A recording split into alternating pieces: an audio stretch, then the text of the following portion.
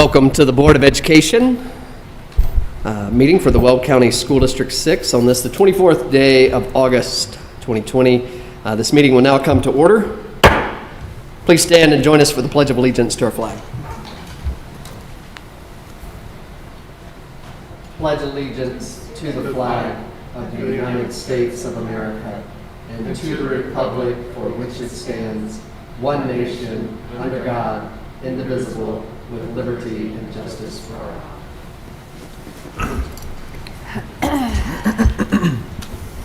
Ms. Crane, will you call the roll for us, please? Mr. Hafley? Present.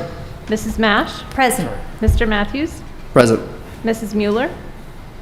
Ms. Pappas? Present. Mrs. Solis? Present. Mr. Talley? Present. 6 members present. Thank you, Ms. Crane. Well, we are now into our second week of school, and we all know how important and how special our teachers are. To some degree, all of us, whether we are board members or superintendents or bus drivers or instructional coaches, we're all in the service of teachers, and those teachers that spend so much time with our children. We know that their classrooms are where the magic happens, and that they are the superstars in this organization. But I want to take a moment and just recognize our administrators, because we know that while the classroom is where the magic happens, it has taken, and I hope everybody appreciates how much work it's taken to get our students to the classroom this year. And so we, as a board, want to thank just all the hard work that our central administrators and our building administrators have put in for the last month. Just it's been a Herculean task to get this plane off the ground, but we are off the ground. And so I just want to thank our principals and our assistant principals, our guidance counselors, and those people that put together our high school schedules. I can't imagine what that work is like in a normal year. To even think about it this year makes my head hurt. And so for those people, for those people that answer the phones and have explained so many different scenarios to so many different parents, for our communications team, and who diligently put out communication after communication, text and email, and another one that went out today, our academic achievement team that's put together this academic plan, all of our building and central administrators, and our superintendent who has led all of that. It has been a lot of work over the last month. And so, well, again, we are all in the service of teachers, and we are glad that the work is shifting to them, and that their students are back in their classrooms. I just want to take a moment and thank all the administrators that got us to this point. Yeah, well-deserved round of applause. We are now to the public participation regarding agenda items, and I'm just going to read a statement. This is the board welcomes the comments and community members, and has dedicated a portion of each of our business meeting agenda to provide an opportunity for the community to present brief comments, 2 minutes or less, or pose questions to the board related to items that are listed on the agenda. A separate time at the end of our meeting, provide an opportunity for the community to present brief comments or pose questions to the board on other items relating to the Greeley Evans School District 6. People wishing to address the board are asked to complete the public participation form by 12 p.m. on the day of the scheduled meeting. Speakers will be heard in the order they are signed up to speak. Written testimony or speaker handouts must be submitted to our board secretary, Mrs. Crane, not to individual board members. This board is committed to providing a safe environment where all members of the school community are treated with dignity and respect. And we expect all speakers to exercise their speech rights responsibly. I said all that, Ms. Crane, and then I'm not sure, do we have any speakers? No. We do not tonight. Well, it's good for everybody to hear those words every time. Anyway, now, Ms. Crane, will you give us our work session report then? Board of Education President Michael Matthews began the work session with comments and updates from board members and then proceeded to review the calendar of upcoming events and meeting dates. The board heard an update on the new PK-8 school. Superintendent Dr. Deirdre Pilch led the board in a discussion of Innovation 2030 and board priorities. The board briefly discussed community engagement and debriefed the work session to conclude. Thank you, Ms. Crane. We are now to our superintendent's report. So, Dr. Pilch, I will give this portion of the meeting to you. Thank you, President Matthews, members of the Board of Education.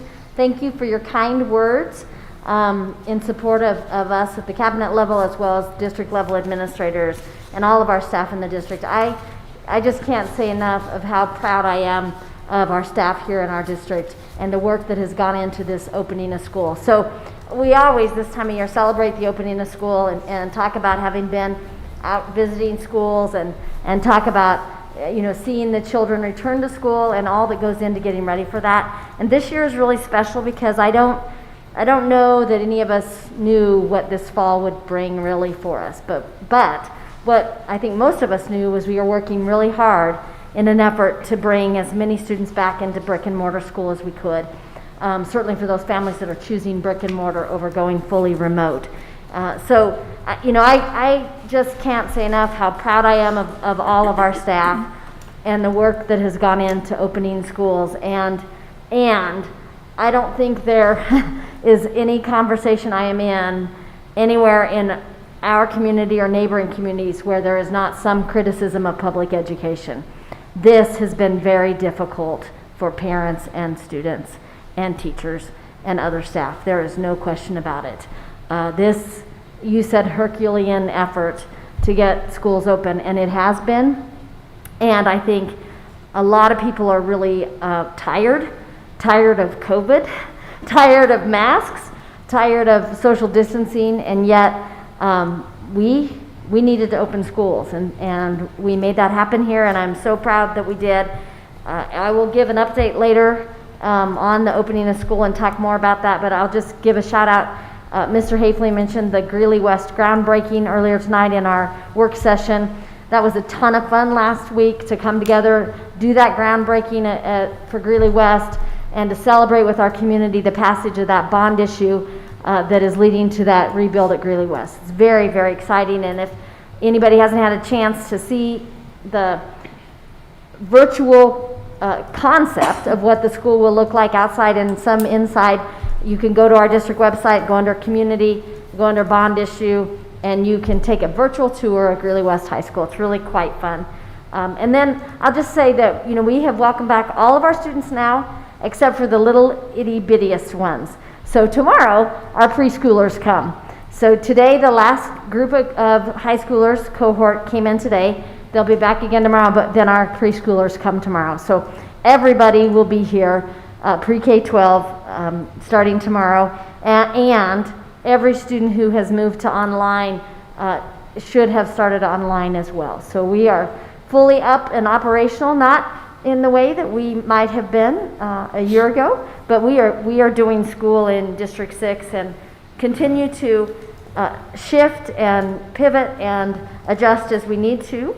And we're going to continue to work as hard as we can to keep kids in school, and I'll talk a little bit about quarantine and what that is looking like now that school has started when we get to the update on the opening of school plans. So with that, thank you, all of you, for your work. Thank you for those of you who are able to be at Greeley West. We do have one more graduation this Saturday for the Greeley Alternative Program and the District Next program. So I know that some of you will be able to be a part of that with us, and I look forward to that. Thank you.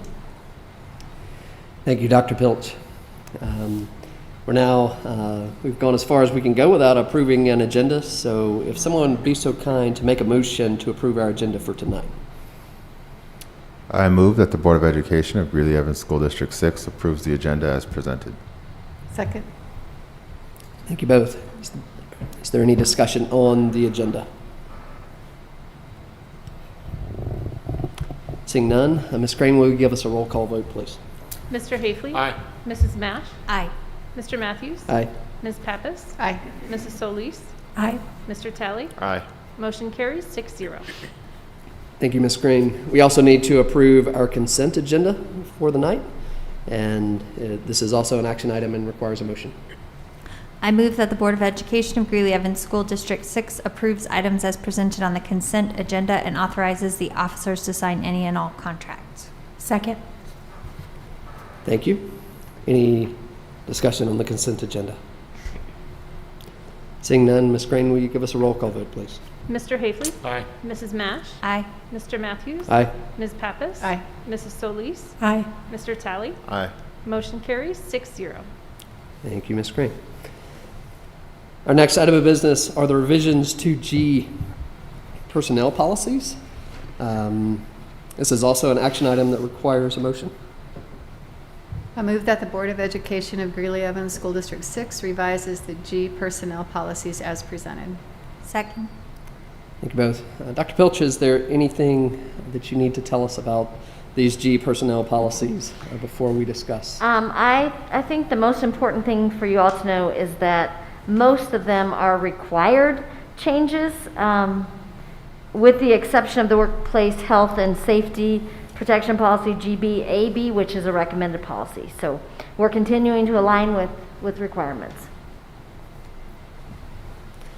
Are there any questions or comments on these personnel policy changes? All right, not seeing any. Ms. Green, will you give us a roll call vote, please? Mr. Hafley? Aye. Mrs. Mash? Aye. Mr. Matthews? Aye. Ms. Pappas? Aye. Mrs. Solis? Aye. Mr. Talley? Aye. Motion carries 6-0. Thank you, Ms. Green. Our next item are the revisions to J, student policies, and this is an action item as well. I move that the Board of Education of Greeley Evans School District 6 revises the J students' policies as presented. Second. Thank you both. Dr. Pilch, anything you would like us to know I about sound these? like a broken record, President Matthews. Again, these are requirements that have come to us from either new state legislation or a recommendation from the Colorado School Boards Association, and you all have had a chance to review them. I'm happy to answer any questions you might have. Thank you. Are there any questions or comments from board members? Ms. Crane, will you give us a roll call vote? Mr. Hafley? Aye. Mrs. Mash? Aye. Mr. Matthews? Aye. Ms. Pappas? Aye. Mrs. Solis? Aye. Mr. Talley? Aye. Motion carries 6-0. Thank you, Ms. Crane. Our next item are the revisions to policies ADC, tobacco-free schools. This is an action item that requires a motion. I move that the Board of Education of Greeley Evans School District 6 approves revisions to policy ADC, tobacco-free schools, as presented. Second. Thank you. Dr. Pilch, anything you would like to give us on these policies? On this one, I will just mention, President Matthews, that the substantial change in this is to include vaping and liquid tobacco products. And so that's the big change that came in this newly required change to the policy. Thank you, Dr. Pilch. Any questions or comments from board members? Seeing none, Ms. Crane? Mr. Hafley? Aye. Mrs. Mash? Aye. Mr. Matthews? Aye. Ms. Pappas? Aye. Mrs. Solis? Aye. Mr. Talley? Aye. Motion carries 6-0. Thank you, Ms. Crane. Our next item are revisions to policies IKA, grading assessment systems. I move that the Board of Education of Greeley Evans School District 6 approves revisions to policy IKA, grading assessment systems as presented. Second. Thank you both. Any additional information on this one, Dr. Pilch? No, the changes are very straightforward there, and again, required by state law. Any questions or comments from board members? Ms. Crane, will you give us a roll call vote, please? Mr. Hafley? Aye. Mrs. Mash? Aye. Mr. Matthews? Aye. Ms. Pappas? Aye. Mrs. Solis? Aye. Mr. Talley? Aye. Motion carries 6-0. Our next item are revisions to policies LBD, relations with district charter schools.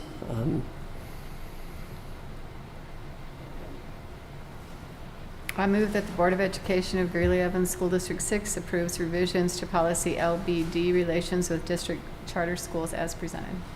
Second. Thank you. Dr. Pilch, anything we need to know on this one?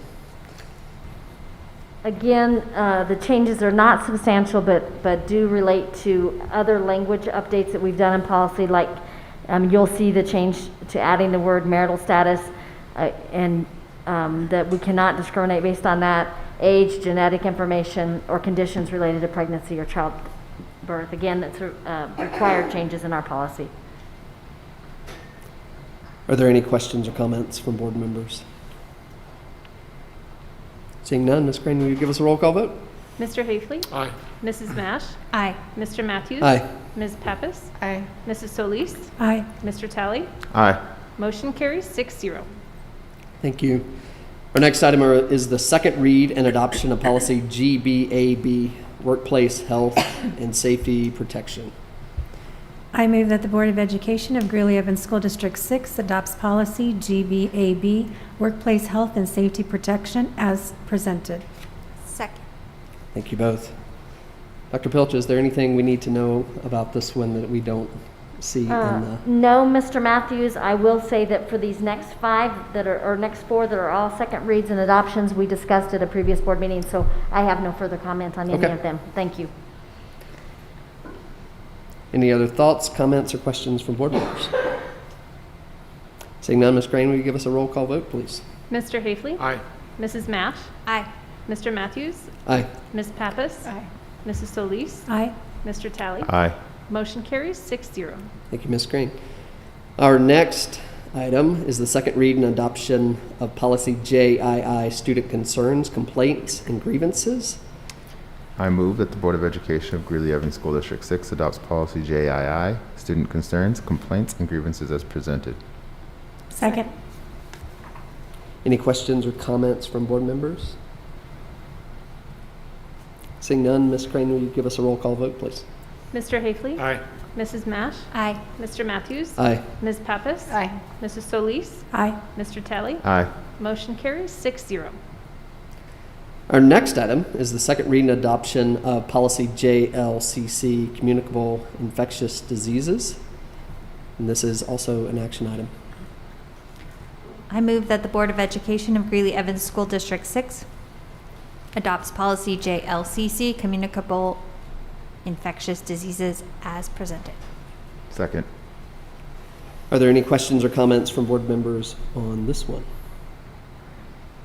Seeing none, Ms. Crane, will you give us a roll call vote, please? Mr. Hafley? Aye. Mrs. Mash? Aye. Mr. Matthews? Aye. Ms. Pappas? Aye. Mrs. Solis? Aye. Mr. Talley? Aye. Motion carries 6-0. Our next item is second read and adoption of Regulation ACR2, Sex-Based Discrimination and Sexual Harassment Investigation Procedures. I move that the Board of Education of Greeley Evans School District 6 adopts Regulation ACR2, Sex-Based Discrimination and Sexual Harassment Investigation Procedures, as presented. Second. Thank you both. Any questions or comments from board members? Ms. Crane, will you give us a roll call vote, please? Mr. Hafley? Aye. Mrs. Mash? Aye. Mr. Matthews? Aye. Ms. Pappas? Aye. Mrs. Solis? Aye. Mr. Talley? Aye. Motion carries 6-0. Thank you, Ms. Crane, and thank you for keeping us up to date on all of these policies. Well, our next item is our district curriculum adoption, and so this is also, I believe, an action item. I move that the Board of Education of Greeley Evans School District 6 adopts the 2020-2021 district curriculum as presented. Second. Thank you both. Dr. Pilch, I will give this presentation to you at this time. Thank you, President Matthews. Annually, the Board of Education does adopt the district curriculum, and Dr. Dattery, our Assistant Superintendent of Academic Achievement, is here to present that to you. Thank you, Superintendent Pilch, President Matthews, and members of the board. It is my pleasure to bring forward to you this evening the work of the curriculum teams from this past summer in the form of the 2020-2021 curriculum guides. And I do this alongside our Director of Curriculum and Personalized Learning, Mr. Dagan Andrews, and his exceptional team who led this work this year to bring this work to you tonight. So I just want to Up front, thank you, Dagan, for your leadership with what we're presenting, because it seems like all this is packaged in this neat little bundle, and there's so much work that truly goes into this. So annually, the curriculum guides are reviewed and revised to ensure quality alignment with the Colorado academic standards and the state assessment system of the Colorado Measures of Academic Success. And then these guides are also in alignment with the Colorado Revised Statute that outline the work that is to be done at the local level. Additionally, curriculum review is in alignment with our Innovation 2020, specifically Student Learning and Achievement Priority 4, which states that we will align curriculum and assessment practices that are research-based and define clear, concise targets. So this year, the science curriculum team met to receive initial training on the newly adopted science curriculum and create the curriculum guides that are in alignment with those new resources and our state standards. The science team included 39 teachers, coordinators, instructional coaches, and administrators to create the science curriculum guides. Minimal adjustments were then made to enhance the clarity and coherence of the remaining curriculum guides brought to you tonight for your approval. And the curriculum guides presented to you this evening include all core content areas K-12, including language arts, math, social studies, and science, and the elective areas of K-12 music, art, PE, health, 612 CTE, and 612 world languages. This curriculum will be implemented across District 6 classrooms in these content areas for the coming school year. In addition, with the current pandemic, and after going remote for our final quarter of last year, the curriculum teams also created documents that would provide more specific course content direction and support. These documents were created by over 100 teachers, coaches, and content coordinators working in collaboration to provide a blueprint for courses to be developed in our online learning system called Schoology. The vision is for these courses developed in Schoology to provide the teachers the flexibility that they will need to prepare for the hybrid learning model, as well as remote learning and in-person learning, and to be able to move flexibly between one and another through the course of the school year. Additionally, these courses provide a more personalized learning experience for students, which will really continue to meet the goals that you've outlined in Innovation 2030. So in closing, these curriculum guides presented to you tonight are posted on the district website for access to our staff, our parents, and our greater community. These guides are shared internally through Google and Schoology so that all of our teachers in all these content areas and grade levels have access to utilize the curriculum guides and all the accompanying documents in the benefit of their classroom. It is with sincere appreciation and gratitude to the teachers that worked on these guides that I share them with you this evening. Thank you for your consideration. I'll take any questions you may have as well. Thank you, Dr. Dattery. Dr. Pilch, are there any questions from board members? Ms. Pappas. Not a question, and I think every year I say this, but I just want to, again, just thank you so much and thank Dagan and your team for the work that you put into it and all the teachers. I know it was probably a lot more challenging this year to create all of the resources for teachers, so just know that it's appreciated. Thank you. Thank you. Thanks. Mr. Hakely. I would absolutely echo what Mrs. Pappas said. You all are spectacular, as well as the staff that works with you. You know, one of the questions that I seem to run into a lot is, and I know you've been working with the distance learning, is people are really concerned that the academic expectations match what occurs in brick and mortar schools. And I was curious how you address that and how, you know, how can we reassure our communities that we're thinking about that? Well, I appreciate you bringing that up, and in fact, on the agenda is really when we'll talk a little bit more deeply about what does that online learning look like for our students and those expectations that are entailed in those. I can share with you that the curriculum that is outlined in our online learning program mirrors what we're doing in our elementary very closely, particularly in K-5, and in middle school. We are doing we're using curriculum called Edgenuity. So it isn't the exact same curriculum that we're using in our in-person, but it is absolutely in alignment with the Colorado academic standards. So regardless of the modality in which children are learning this year, we can assure parents and our students that it is a quality learning experience, and that our teachers, it's still about the instruction that they are providing each and every day, whether it is virtually or in an in-person classroom. And the work of the curriculum teams, in this case, in these way of the curriculum guides, have put together a very nice, cohesive curriculum for teachers to follow in that in-person, and then when students have to potentially transfer into remote learning as well. Okay, my second question is that I know we don't want to, but chances are probably pretty good that we're going to go straight distance learning. Will there be a hesitation, or will there be a startup time to get people into that position, or will we be able to be up and running to begin with?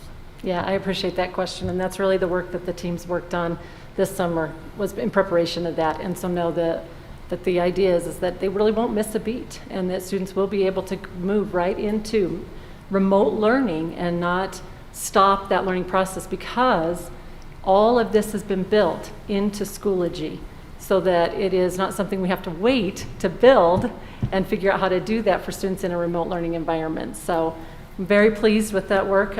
We're incredibly fortunate for the expertise, and we'll be able to move into that as easily as possible, given that it's going to be very different. But I think that it's all built for our teachers, which is pretty exceptional. Again, thanks to both of you for your leadership with this. Thank you. Ms. Solis. So is this kind of our future? I mean, making sure that we have that online if we do have to go remote. And then also the aspect of our English language learners, kiddos that might have a little more difficulty even in brick and mortar. How do you address that in the online versions of school, and how do you continually make sure that you pay attention to that as we get these different curriculums? Absolutely, and a couple of different ways that we really will be addressing and the supports that students will need, not only like you're saying in person, but also in an online or remote, should students just pivot for a duration of time into remote learning and then come back to in-person. Primarily, I mean, our teachers, our schools are staffed with culturally and linguistically diverse teachers, and regardless of whether or not they are in person or in a remote or online format, our teachers are ensuring that students are receiving with their classroom teachers the kinds of supports that they will need, whether it's oral language development or providing those strategies and supports with the teachers, providing those strategies of access into the content and what that looks like. So that's kind of that first job one of classroom teacher combining with that CLD teacher to provide the supports for our students. The second is knowing that this is our future, at least this year. It is our reality. We talked and we did through using the use of our Title III dollars, which are designated for our students, our CLD students.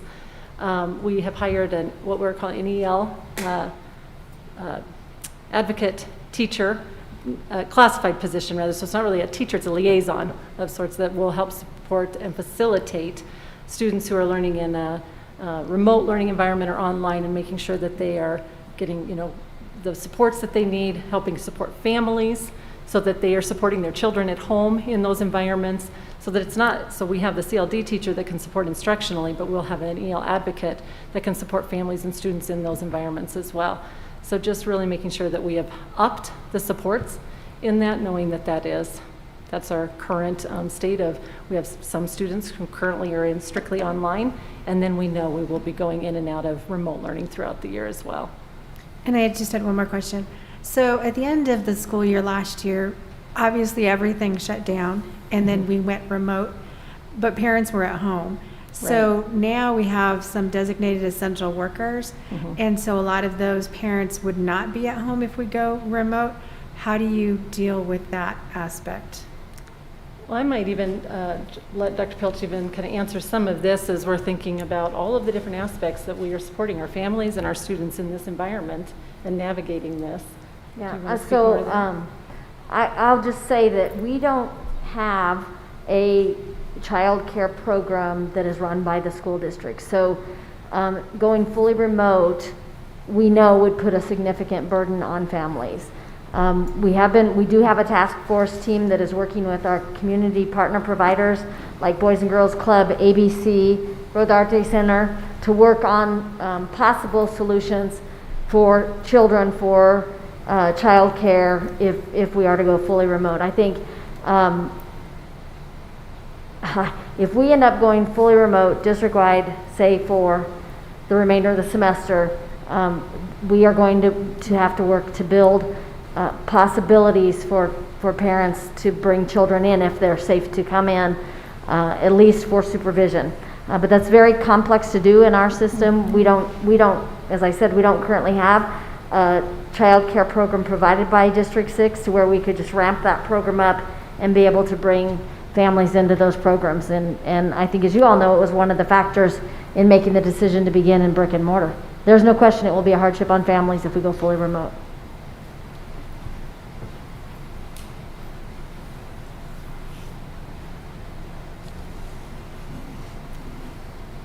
I don't see any other questions from board members. Dr. Dattery, I do have one. I don't know that anyone watching at home has opened this, has opened our agenda and can see all the different, how much work exactly has gone into this and how many different types of curriculum that we're looking at. But can you remind me, how many of these have we been able to refresh because of the MLO that was passed? Oh, how many resources. So yes, we have refreshed all of our secondary curriculum now in math, language arts, and science, and in social studies. Yes, we also did social studies.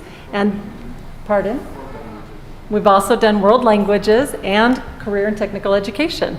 So we have done those refreshes already. We've also done elementary. In the elementary, we've also refreshed social studies and science now, and we will be looking this year to do our elementary math.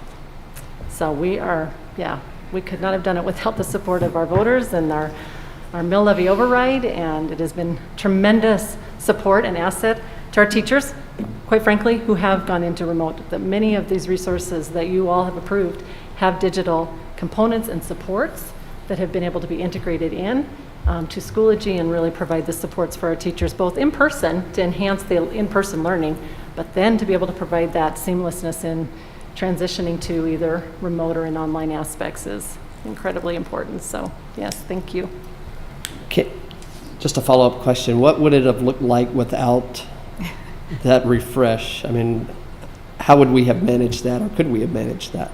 Yeah, and I think that even just to the point of not having the online access, because many of our older resources, that absolutely was not a part of them. Dr. Dattery, let me clarify that, if I may. Oh, okay, for sure. Our old content did not have digital content Right. with it. And so what Dr. Dattery is saying is that this refresh gave us the opportunity to purchase digital content alongside the textbooks.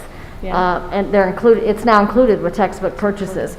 But prior to this new curriculum, we didn't have that digital content. We would be in big trouble. We'd be in serious trouble, and be doing what a lot of districts around us are doing, which is scrambling to create digital content.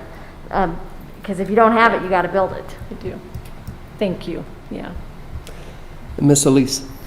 So I'd be remiss if I didn't take this opportunity to really, again, thank our community for supporting our MLO. This is direct, reflection of what that gives us as a district and how important that is. So again, thank you to all our community members for passing the MLO and really, really working towards making sure that all our kiddos have what they need. Thank you.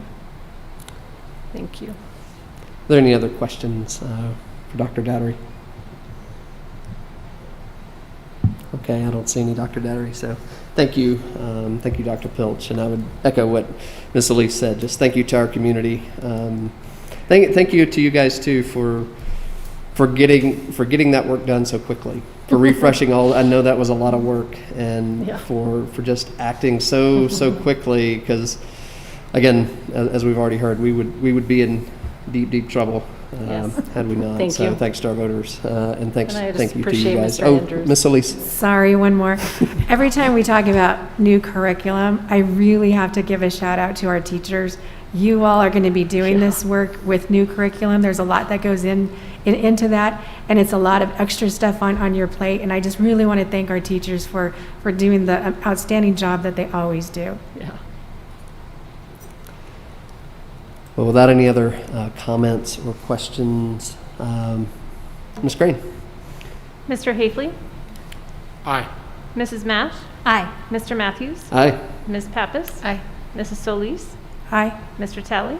Aye. Motion carries 6-0. All right, thank you, Ms. Crane. Thank you, Dr. Dettery. Thank you.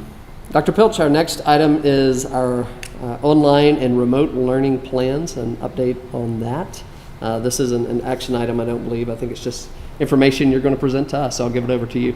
Thank you, President Matthews and members of the board. I think we've already dipped our toe into some of this information with the curriculum questions.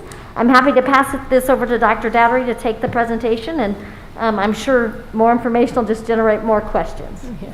Thank you, Superintendent Pilch. Again, President Matthews and members of the board, thank you for giving us an opportunity tonight to share this with you.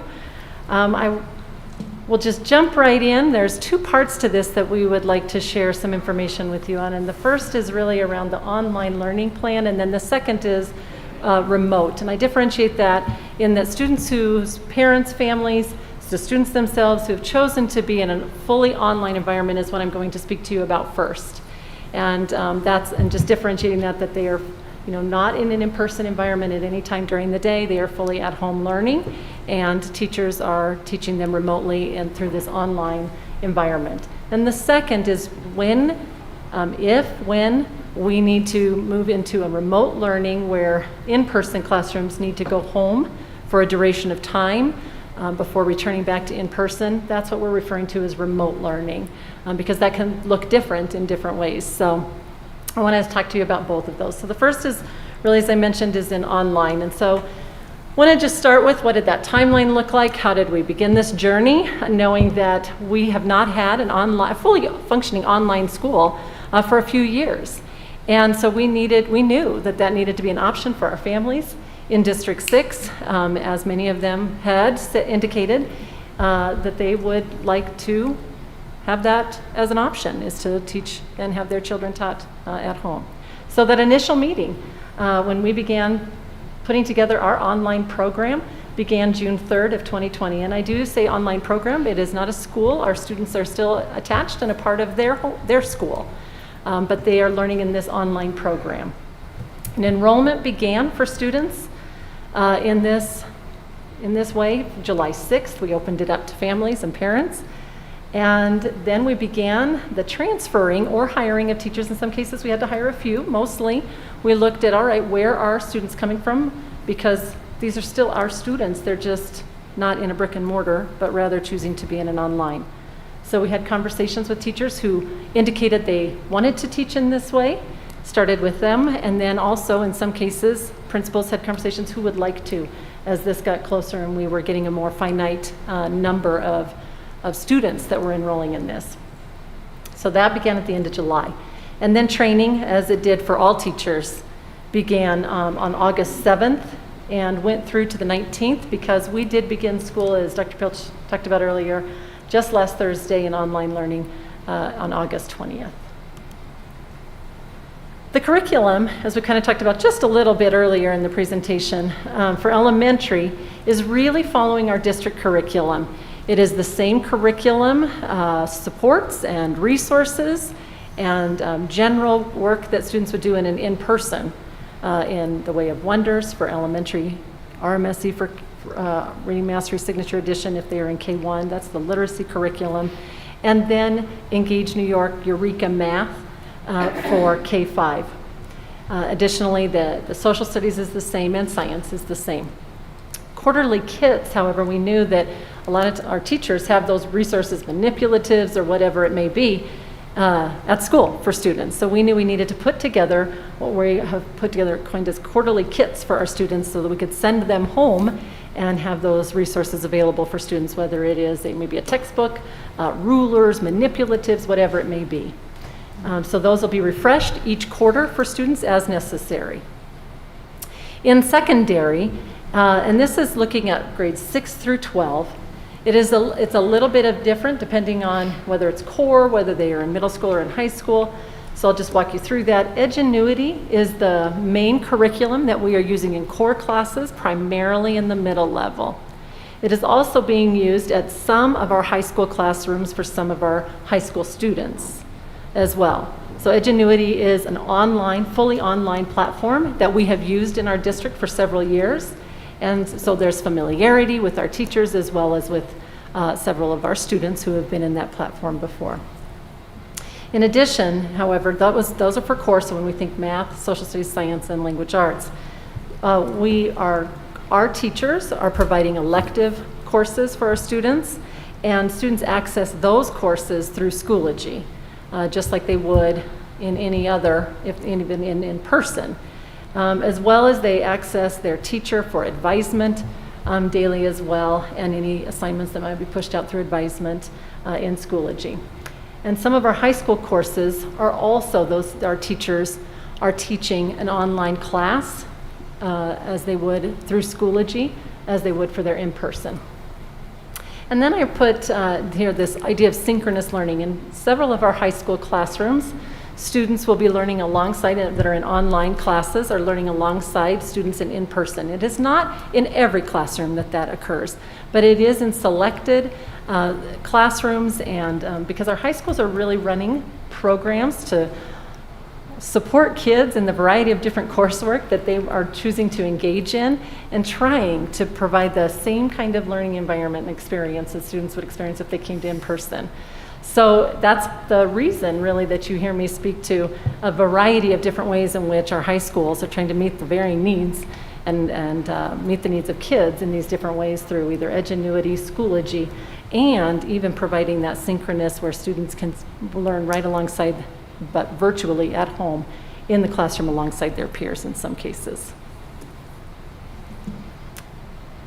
So I want to share with you just kind of briefly an overview of what a typical schedule might look like for a kindergarten student, first grade student, and then I'll show you what the second through fifth grade would look like. So I'll kind of talk it through quickly, both through the student as well as through the teacher lens. Teachers will have office hours so that if students, parents need to access that teacher, they can schedule a time as well as have some open time that they can pop in. So that's really as you start the day. And then students start at 8 o'clock every day with their teacher in a morning meeting. We then have every student, and you'll see in that purple, indicates mentoring time. Students will have a one-on-one time with their teacher weekly to just talk about them, to just make sure that they're staying on track. How are things going? What questions do you have? How can they just meet kids right where they're at and have that time one-on-one? And we encourage our parents to also join in those sessions as well so that they can support kids or the person at home helping to support students in kindergarten and first grade as needed. Then from 8:30, so that mentoring time is just once a week. Teachers have it every day. A student is only going to have it once, right, for that 15 minutes. Then from 8:30 to 10:55 is really a literacy chunk of time. And in that time, students will either be that 25 minutes, and you see it in green, in this particular sample schedule, it is indicating that the student would be with the teacher for the first 25 minutes doing their literacy instruction. And those literacy instruction times are in small groups. So not all of a teacher's kindergarten students are on at the same time for literacy instruction. There are 5 different times that teachers have from 8:30 to 10:55. So the students are broken out into those 5 smaller groups. Then when they are not with the teacher for that 25 minutes of literacy instruction, they are doing independent literacy work. And then in the afternoon, of course, then there's lunchtime, and then in the afternoon, the same kind of overall structure where 12:30 to 2:55 is a math chunk of time. Again, there's math instruction in small groups with the teacher. There's 5 of those as well in the afternoon session, and kids are in, if they're not with the teacher during that 25-minute small group instruction, they are again working independently. And that independent work time can be either in digital content or in assignments that the teachers give them to complete. And then you can also see that students are doing independent work on Fridays, whether it be math or they are meeting in social studies small group times on those Fridays in small groups as well. And then a teacher rounds out their day. They don't finish until about 4 o'clock with office hours as well, after finding time to mentor with students again in the afternoons and then sometimes on Fridays. So you can see it's a very full schedule for kids as well as for our teachers as they are meeting the needs in a virtual environment.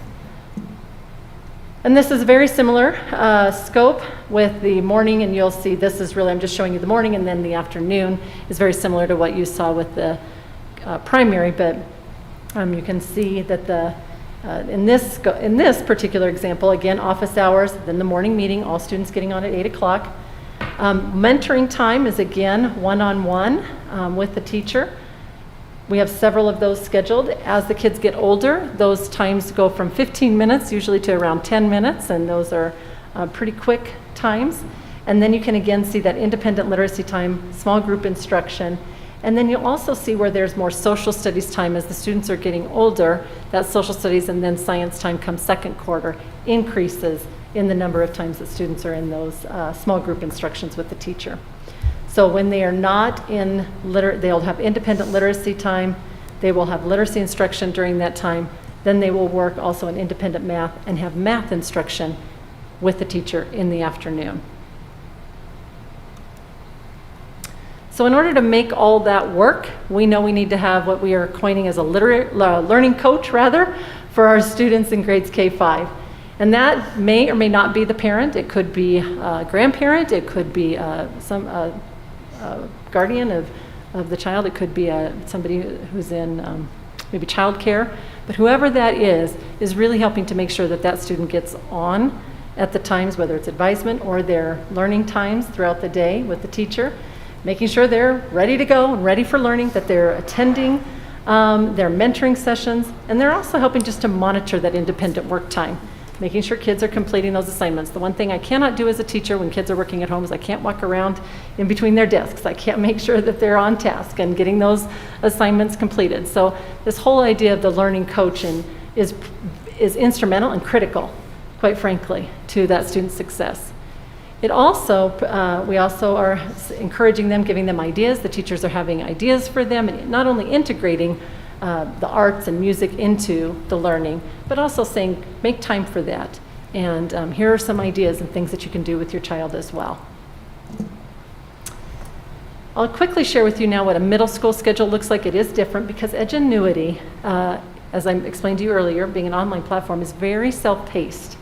So in an example, in a couple different good examples, advisory is when students are getting on, as you can see, first thing in the morning, just like the morning meeting is for an elementary age student. Middle school kids also need to touch base. That is where we do SEL, social emotional learning supports as well, and just generally keeping kids on track and keeping them going. But then students will choose to either engage in, maybe in this case, language arts on a Monday, maybe math on a Tuesday, come back to language arts on Wednesday, math on Thursday. You see that kind of going back and forth. And again, being able to do that social studies or science on, say, a couple of days, and then making sure that in that week's time they are staying on keeping that progress going and keeping that going in math, language arts, or whatever that may be. There's also additional time where teachers will be pulling kids into small groups. Those are 30-minute sessions. And students in middle school will have one elective course that is scheduled throughout their day. And this just gives very quickly just another look at what kids could do, because kids could also choose to just hang with a subject more for a day. And so this just illustrates that learning chunk of time and saying, well, that is certainly a way to do it. And some kids thrive in that and not have to jump from one subject to another. Because it is self-paced, they can do that. They still have their elective, they'll still have learning supports, and they'll still have advisement each day. So there's that flexibility. So where does a learning coach come in for middle school students? It is really about helping to support students to choose a schedule and stick with it and help to keep them on track. In addition to the teacher keeping them on track, it's really having that learning coach keeping them going through that curriculum and supporting those lessons as they need to, and making sure that if they're not learning something and understanding, that they're helping to support their child during that mentoring time as well. And then as well, just like, providing additional experiences in addition to the elective that students have, and whether they might have an art elective, but still continuing to support kids physically, having providing PE kinds of times and that kind of thing. So we have currently enrolled over 3,600 students right now in our online program. To support them, we have 45 elementary staff currently, 10 middle school, 1 administrative assistant.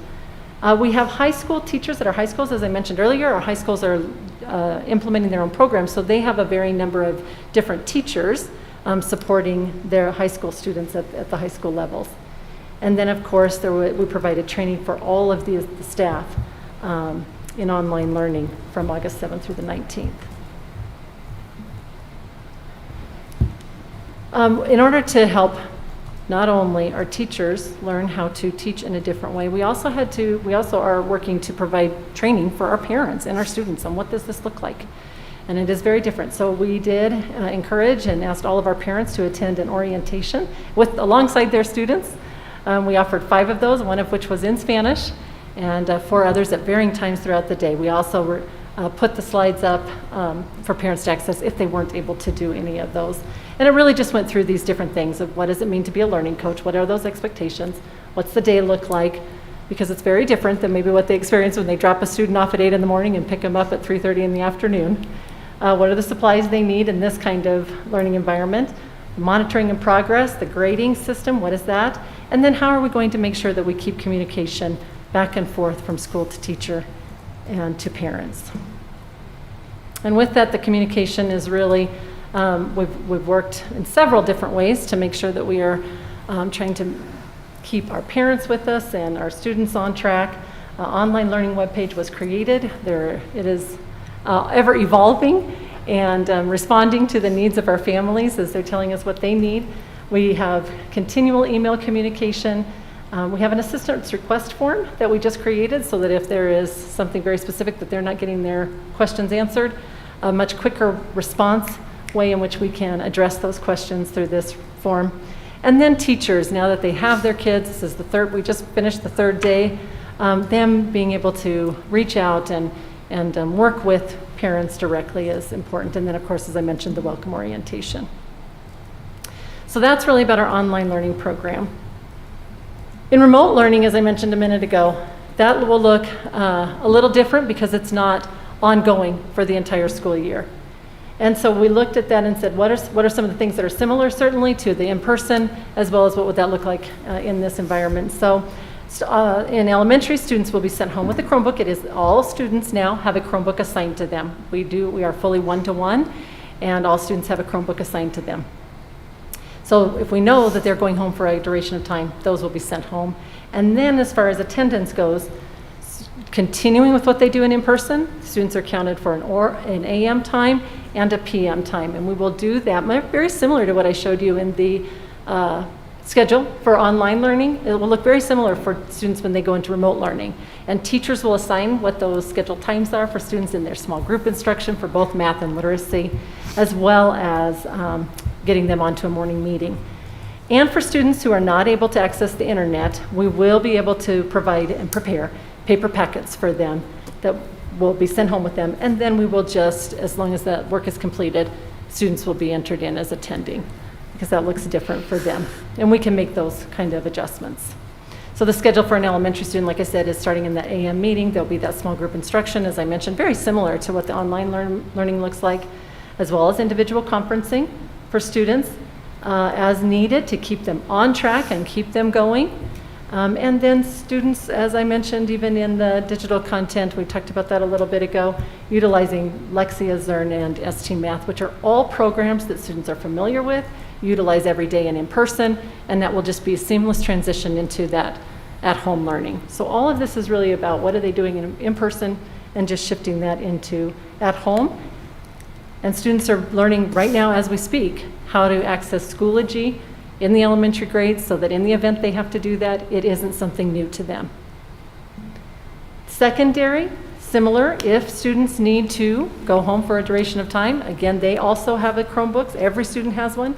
They take them back and forth to school on a daily basis now, and they will take those home to be able to work on at home. Students and teachers, in this case, unlike what we did in the spring, we had a little different schedule for our secondary kids in the spring. We know that these kids are not learning in this way for the entire year, and they need to keep on that same schedule. So students will, and teachers will keep the same schedule that they have currently and just carry that into the at-home experience. So if a child is in their first period at 8 o'clock, they get on at 8 o'clock for that first period. And then you can see for that first about 15 minutes or 20 minutes, they're doing that instructional time, and then students for the rest of that period will complete their assignments as directed by the teacher. And assignments and completion will be very similar to in-person. They will be expected to complete those assignments and upload them right into Schoology. And again, that's not something new and different for kids, because that's the way they will be, that's the structure that they are utilizing currently. And also, if students do not have access to internet, teachers will prepare packets. So as I mentioned, the Schoology is very much the same as to what they already know, so they will work inside of that. Again, they will meet for that first chunk of time in instruction and then work on the individual assignments. And also the teacher will have plenty of time to be able to schedule that small group instruction and individual conferencing if they notice that a student is not progressing and not doing well. In K to 12, regardless of the grade in this remote learning, progress is continually monitored by the teacher during this duration of time, and assignments and completion and grading of that remote learning work will count toward grades and the progress toward mastery of the standards, no different than it would in person. Could be a few different ways that students complete that, but learning is still going to continue.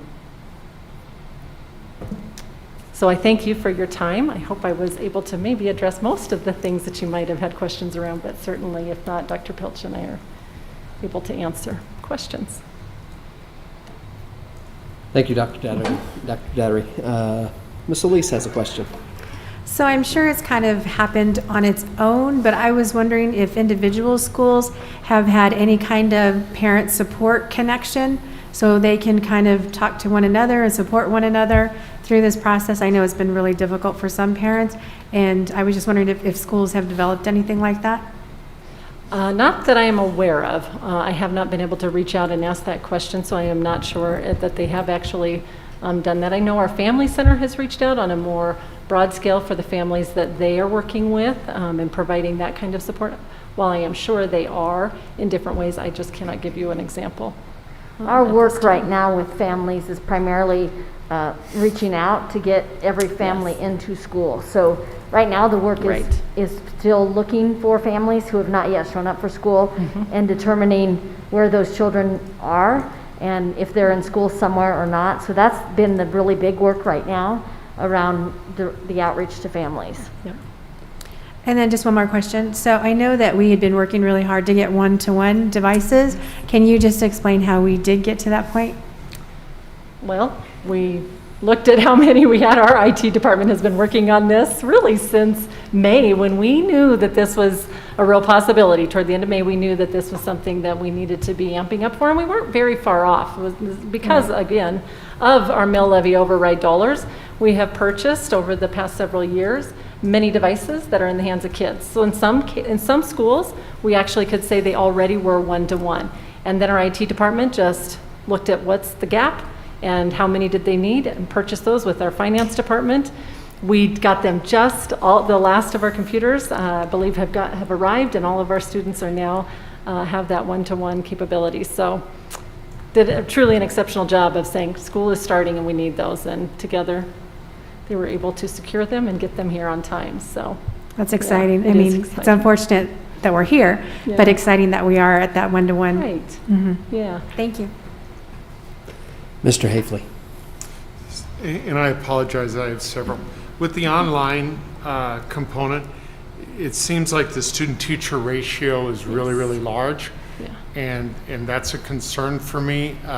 We're asking people to mentor, but in reality, do they have enough time during the course of their day to work with each student in that manner? I appreciate the question.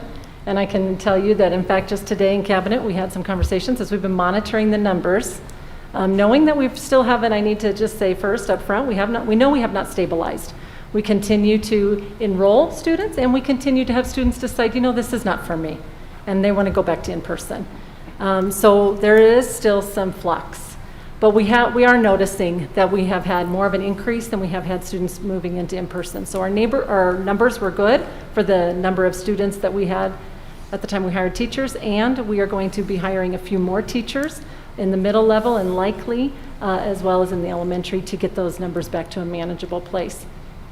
And in that manageable place, they will be able to do exactly what you said with the structure and the time of day, be able to have those more one-on-one in the elementary, those mentoring times, and in middle school have more meaningful advisement times with fewer numbers in those classes as well. So I appreciate that. Dr. Dowdery, what we might want to do is provide the board a sample teacher schedule, because they're seeing the student schedule, but it's kind of implied, but what you can't see in that student schedule is really, so what does the teacher day look like? So maybe we could provide you a sample of that, because teachers are not engaged with all of their students all day long. Nope. So that they have that mentoring time and those other times. So we'll provide you a sample teacher schedule. Yep. So then when we have district assessments with both components, how will those be given to the students? And are they going to be given to them and uploaded to Schoology, or how is that going to occur? So with NWEA is the benchmarking system that we use, and we will be able to do that. In fact, NWEA has provided to its customers protocols and systems in which you can do and utilize their program, their benchmarking system in virtual learning environments. So we will be able to give that as well as not only the benchmarking but also the map skills throughout. So that's one part of it. In Dibbles, we will be able to do that as well. We actually had some teachers do that last spring and found some great success with that. So we are mirroring what many of our teachers did in the spring. Not all of them did, but some of them chose to. And so we will be able to still do that. And then additionally, classroom assessments that are given, teachers will be doing and giving through Schoology, and then having students upload those into Schoology for the elementary grades. For middle school, Edgenuity, those assessments are built into the program, and those mastery assessments, I think very similar to how it is in Summit. We're more familiar with that Summit platform. That's very similar to the Edgenuity, and students take assessments along the way, and that's all built into the program. Okay, thank you. Then with the synchronous, our examples of classes that would be used for that would be things like AB, IB, AVID. Would our special needs also use that, or will? Some of our special needs, not all of our special needs students, and we do have some students with significant needs where we are doing a completely different remote learning with them. And so that is really with our special ed department really tailoring that to the needs of the individual kids in those cases. Synchronous learning is not the great examples that you just shared. And in several of our high schools, it's being used not only for online learning, but also because they are hybrid, some of the schools are also using a synchronous model, even for their kids that are not present on those off days. And they're doing that across the board in many classes, even in, just to say a regular physics class or whatever it may be. So depending on that familiarity and the numbers of the students requesting some of those classes is really dictating which of the classes in online are being utilized in a synchronous format as well. Okay, last one. With the remote, I know there was frustration among many people concerning the held harmless way we used grades last spring. Are we now going to do regular grading, and that's going to be the expectation? Yes, we are, in both remote as well as in online. Okay, thank you. Yeah. We have things set up for that to be a mode that we can provide those expectations. It was a source of contention from students to parents and community members. Yes, agreed. Okay, thank you. Ms. Pappas. Most of my questions were answered, except, can you just give me an example of what an independent literacy activity might look like in an independent math? There's a lot of that independent time for students. Absolutely. In elementary. Yeah, absolutely. So in elementary, after that instructional time, they might assign, so if students say are learning, I'm just going to use like main idea, the instruction from the teacher will be about that topic. They'll do some modeling as well as maybe some guided practice with the students, and then students will be turned into doing some independent work time with assignments that are shared with them through Schoology. So they'll be able to practice that skill or strategy that they're working on. Additionally, they will work that independent time also includes Lexia.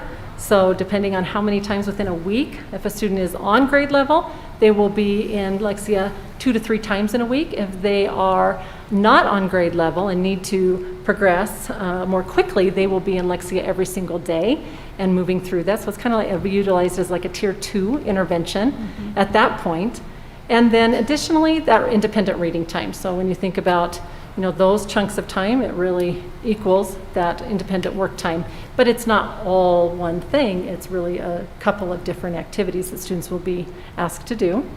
And then in math, very similar. So whatever the work is that the teacher, maybe they're working on fractions, whole numbers, dividing by whole numbers, say, they would then not only model and do some guided practice, but then students would be asked to practice that in a worksheet format, in maybe an application format, whatever it may be, and then uploading those assignments into Schoology.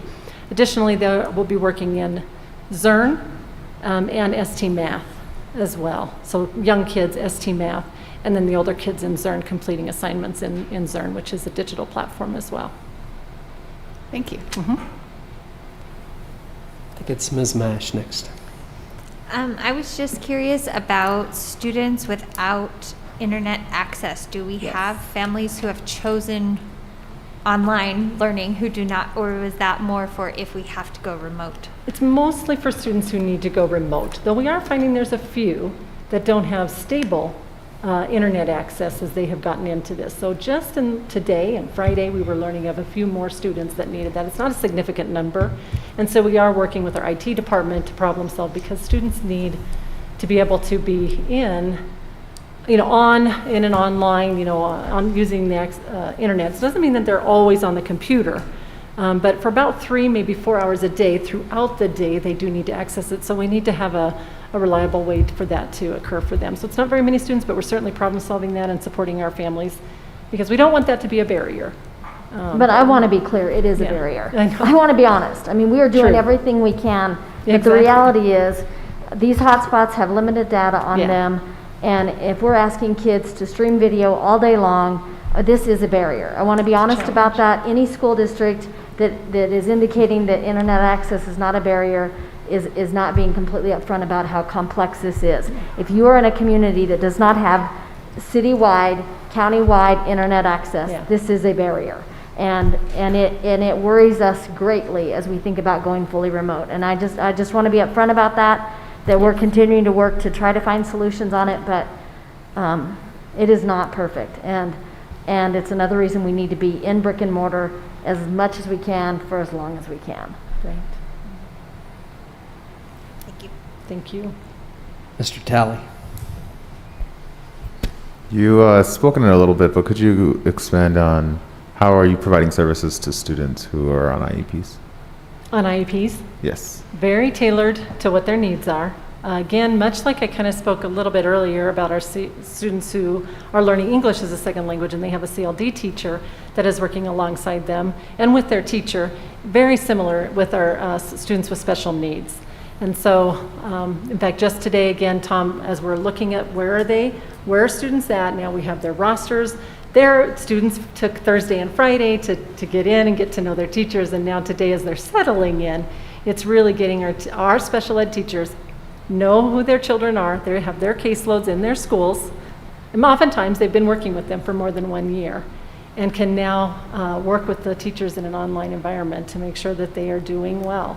We did have, as I mentioned, kind of set up more quickly and maybe didn't explain it very well, that some students with more significant needs, the online program that we're providing for them would not meet their needs. And so Thomas and his team and his staff, Mr. Gribble, reviewed all of the students who had indicated that they wanted this as an option, and said, looking at that, who with the supports of their special ed teachers in a resource kind of format would be able to do well, given certain scaffolds and supports in an online format, and then who would not, and how did they need to then accommodate and provide different options for them. So we have a number of kids, a good couple handfuls of kids, where that is the case. So it's very unique, And they're really looking and diving into that. Students with speech language, we will provide those services as well. So OT, that's all of those different varying needs, not just the learning side that we will be providing for students who have those services that need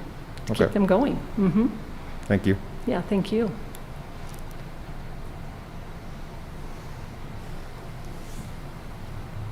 Don't think we have any other questions for you, Dr. Dattery. I have just one clarification because I didn't see it on here. In elementary school, do we have science?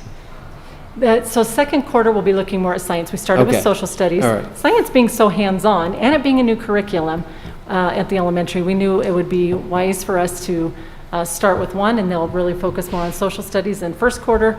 Then we'll look at what that looks like for science in second quarter. All right. Yes. I figured. I just wanted to check. Yeah. Thanks. Thank you. Well, thank you, Dr. Dattery and Dr. Pilch. I don't think we have any other questions for you, and we don't have to vote on anything. So we'll just go on to our next agenda item, which is the update on school opening plans. And Dr. Pilch, I think you're going to take this one. Thank you, President Matthews. And I'm going to just give some broad sweeps on some new information that you haven't heard in one of my formal reports before around reopening, and then I'll just open it up to questions, okay? So I do want to say that we do continue to hear from some staff who have some concerns about returning, and you all are receiving, I think, some of those emails still. It does not seem to be a predominant number of our staff, but I think for some of our staff, the fear of being back in-person learning is very real for them. The fear of them getting sick, of them maybe making someone else sick, getting a student sick, or even going home and infecting a family member or one of their loved ones. I think that fear is real, and I think we got to continue to work through that with staff members. We did have 140 requests for accommodations. Of those 140 requests, we were able to do full approvals on 74 of them. There were 13 that we approved part of the request and part of it we denied. And then there were 2 actual flat denials. One for a teacher who had just requested a lower class size, and then another for a teacher who had requested to go to online learning but was not endorsed in an area in which we could have a teacher or needed a teacher online.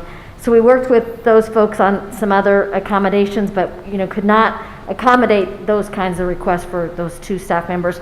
There's still some outlying requests where Human Resources has not heard back from the individual or hasn't gotten information back from the individual's physician in order to be able to consider that accommodation further. So we'll keep working through that and keep trying to address these as best we can. I did have a meeting with a staff member here a week and a half or so ago where the staff member said to me, Dr. Pilch, I really felt like I didn't have a choice in this, that I had to come back. And I said, tell me more about that. And the staff member shared that the staff member didn't really have a need for an accommodation. They didn't have an underlying health issue or a family member with an underlying health issue. They just, would have rather not come back in person.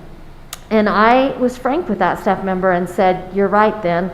If you're choosing to continue to work, you really didn't have a choice. And I want to be honest about that, kind of like I'm being honest about the internet, that for us to do brick and mortar school, that means that we do have some teachers in our buildings who would maybe prefer to be fully remote. And we can't honor that out of preference. And I want to be fair about that and know that does put a hardship on some staff, and I think it's a conversation that we'll continue to have in the days and weeks to come, especially if we see additional cases. An update on testing. We do have testing for staff who are not symptomatic, so asymptomatic, that will ramp up right after Labor Day weekend, so September 8th. That week, where teachers have to register, any staff, not just teachers, will register ahead of time and sign up for an appointment should they wish to be tested. And then we'll have testing available every couple of weeks for staff. There's some concerns have been raised, particularly by administration and some teachers that, so we're going to test people and then they're going to be positive and then we're going to have a bunch of people quarantined. Well, but if we do have a bunch of people with positive cases, we do want them quarantined and we do want to know that. So I think that testing is another piece of us coming back and being able to stay open by knowing we have that available for staff to access. I do want to clarify that all the information I'm receiving now from health officials is that if you have a positive test, you stand by it that it is positive, and there really is not false positives out there. The nurse is nodding her head here with me, so I'm glad to know that. However, if you have a negative test, that is not a definite negative. And so then they're looking to see, is there something else that could be causing your symptoms? Did the symptoms subside within 24 to 48 hours? Did you get more symptoms? And so those are the kinds of pieces we're watching on folks with negative tests. People will not be required to be tested. That's been a question I've gotten. This is optional for staff members. And then we also have student testing available through Sunrise Clinic. They do have to make appointments. We're working with Sunrise to have that available and actually have test results that same day. We do have one cohort that is quarantined right now out of Frontier Elementary School, 18 students and 2 adults, which is unfortunate, and the cohorting worked. The idea behind cohorting is exactly this, that if you have a positive case, that you'll be able to send that whole cohort home and not send the whole grade level home or a whole school home. So we sent home 18 students and 2 adults, which is far better than sending home an entire 400 student school elementary and all their staff. So my understanding is the students have gone remote and the teacher is teaching remote while they are out for this week and next week. We do have some other staff who are in quarantine or who are in isolation. None of them have come into contact with students, so either they were sick prior to coming back and didn't come back, or they, in the one case today, they're a special service provider and had not yet worked with any students in any buildings. So no students have been quarantined as a result of that. We do have a few dozen students who are or have been tested for COVID. Those students have typically not been in the school setting, so it's been children whose families kept them home because someone else in the family was sick, which is exactly what we're asking families to do. If someone is sick in the home, you should keep your children home until you know what the diagnosis is and what the cause of that illness is. So right now, we're in pretty good shape. We're in the second week of school and everybody is still here, and this could change quickly at any time, at which point we would begin to shift our plans, of course, either by building or by district. The other question I think that has come up some that I think you all are interested in is that we are able to provide meals to our online learning students who are qualified for free and reduced lunch or who are able to buy lunch and pay for lunch. So that service started today. We do have about 3,200 students online right now, so it's just over 20% of our students have gone to the full online program, and it really cuts across the entire district. It's every school has students whose families have chosen to go online. With that, I think I would open it up to you all to see what questions you have. I did have on my notes to talk about internet access, that it's still a significant need in our community, but I already talked about that.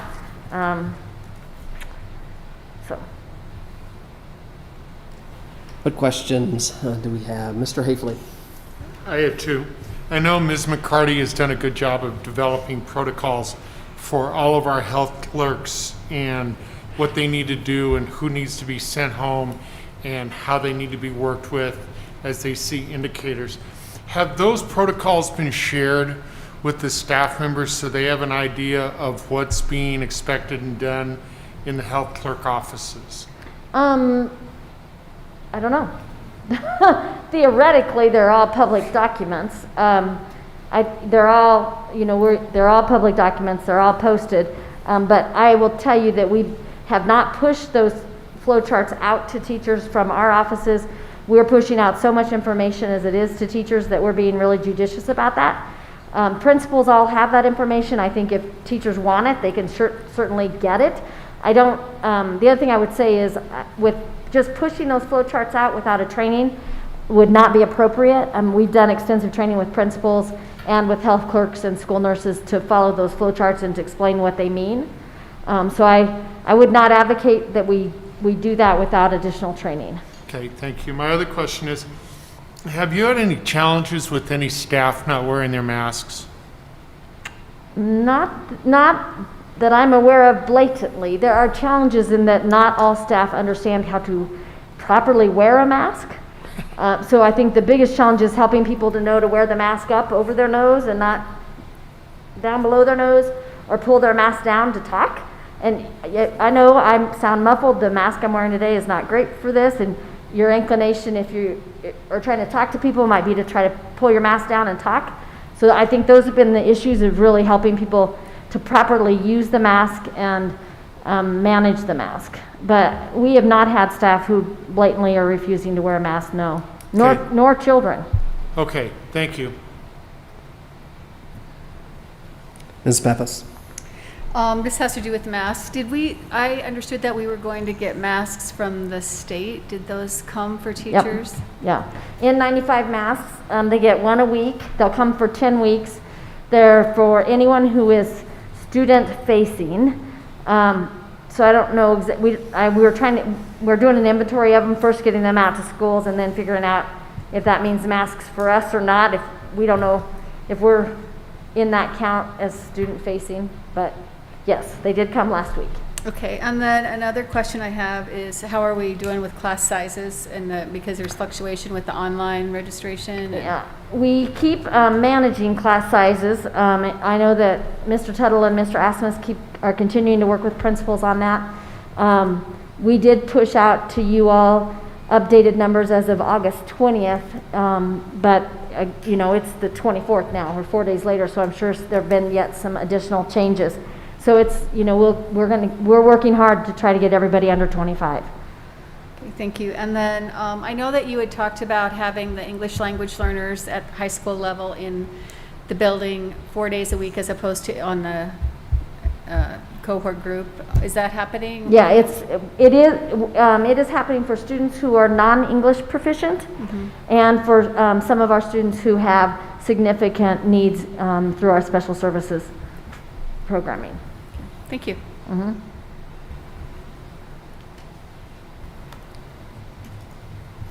Ms. Solis.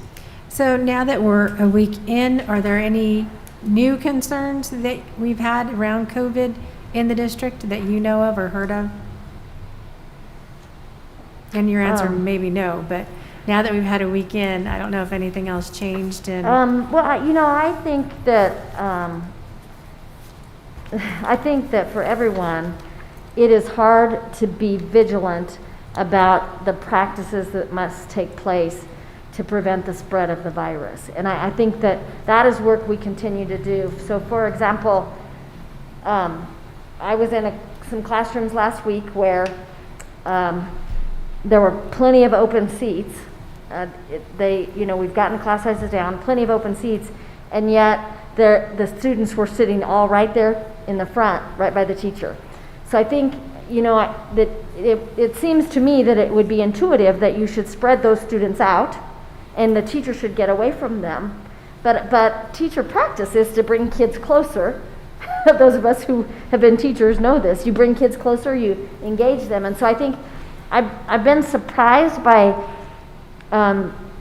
just probably misunderstanding about some of the things we can do to continue to prevent the spread of the virus and to prevent possibly being quarantined. For example, a group of staff maybe in a staff work area all eating lunch together and thinking that they're friends, they know each other, they think it's okay, and the reality is that if they're doing that and one of them has COVID, they are all going to get quarantined. And so I think that's been more surprising to me. I think another thing is just trying to manage all of that. There's still a lot of questions from parents around what does my child's schedule look like. and how does this schedule work, particularly at the high school level if you're on a hybrid. We did not anticipate over 3,000 families or students rather enrolling in online. We really anticipated that number to be more like 2,500 to 2,700. So that is a big number of families to support and get enrolled and meet their needs, and a lot of staff to gear up for that response. And so we've had to work really hard to do that, and pull in extra people from other departments to help support that work. So I think that's been a bit of a surprise. I am pleasantly surprised at how the demeanor in the buildings is very positive. I've been able to be out in many of our schools and step into classrooms, and teachers and students are joyful. The ninth graders, to be frank, on the first day, the ninth graders didn't look too joyful. They looked they looked like they hadn't been up that early for a long time. It was at the beginning of a school day. But overall, most people are joyful and glad to be back and trying to figure out this new way of being. Thank you.